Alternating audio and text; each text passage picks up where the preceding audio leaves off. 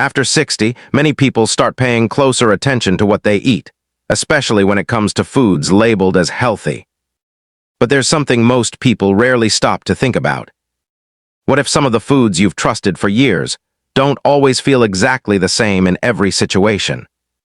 Not in a worrying or dramatic way, and not as a reason to suddenly change everything, but simply because our bodies and daily routines gradually shift over time, and so does the way we experience everyday meals. Once you notice that, food feels less like a fixed set of rules, and more like something shaped by daily life. Let's take it step by step. And just to be clear from the beginning, this isn't about labeling foods as good or bad. It's more about noticing how everyday eating can feel different depending on the full routine around it. Now let's start with something almost everyone keeps in their kitchen. Tomatoes, the no-second-thought food. Tomatoes are one of those ingredients most people never question. They appear in salads, sauces, soups, and everyday cooking without much thought. They're widely seen as fresh, simple, and generally supportive of wellness. But here's something worth noticing. Even familiar foods can feel slightly different depending on the overall eating pattern and lifestyle around them. Tomatoes naturally contain compounds like potassium and acids. For most people, this is simply part of normal nutrition. But in certain situations where overall diet balance becomes more specific, even everyday foods are viewed with a bit more attention, not because they are harmful, but because their role changes with context. And that's the key idea. Not tomatoes themselves, but how easily their role can shift depending on the bigger picture of daily eating. Which naturally brings us to something even more familiar. Potatoes, the comfort meal effect. Potatoes are deeply tied to comfort food.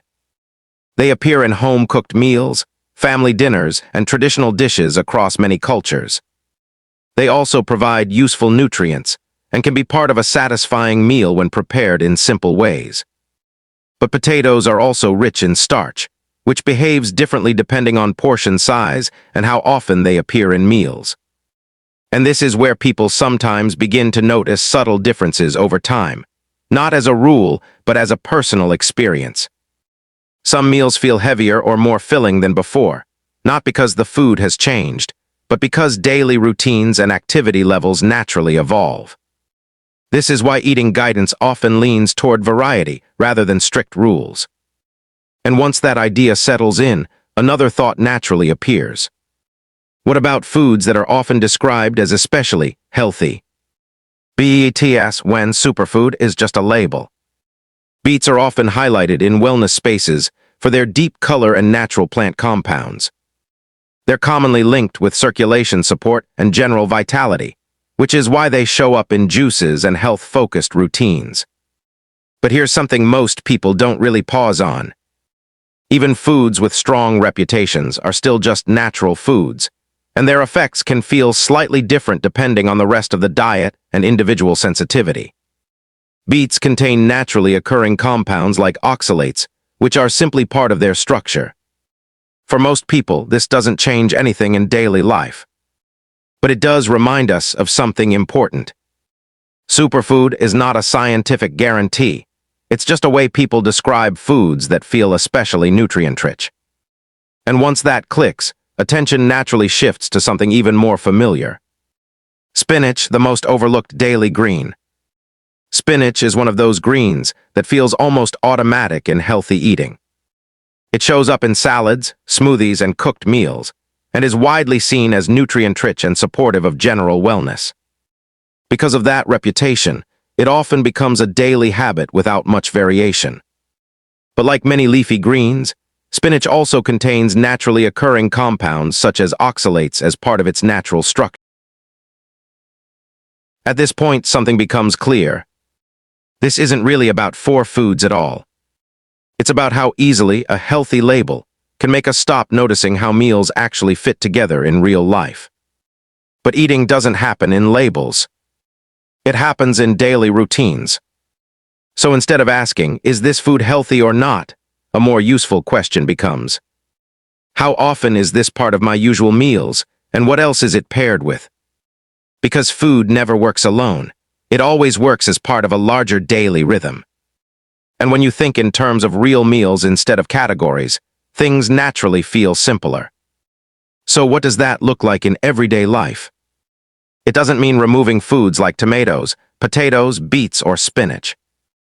It simply means not relying too heavily on the same foods every single day. Different vegetables across the week, different colors, different preparation styles. Things like cauliflower, cabbage, bell peppers, or garlic can naturally fit into that mix and add simple variety to everyday meals. Not as rules to follow, just as options to rotate when it feels right. And for many people, that small shift is enough to make meals feel less repetitive and more naturally balanced. So let's bring it together simply. Tomatoes are familiar and widely used, but still part of a broader daily eating pattern. Potatoes are comforting and traditional, and their effect often depends more on habits than assumptions.